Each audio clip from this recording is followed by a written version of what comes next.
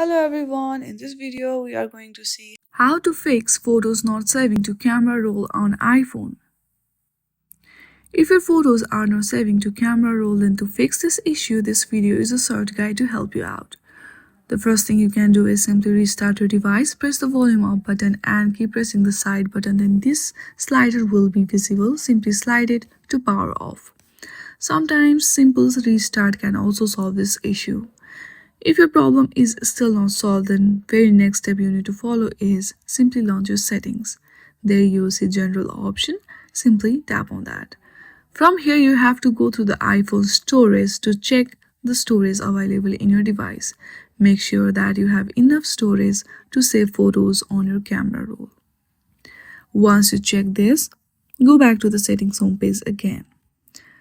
Go back to the photos and see if your problem has been solved or not. If your problem is still there, then you have to reset all settings on your device.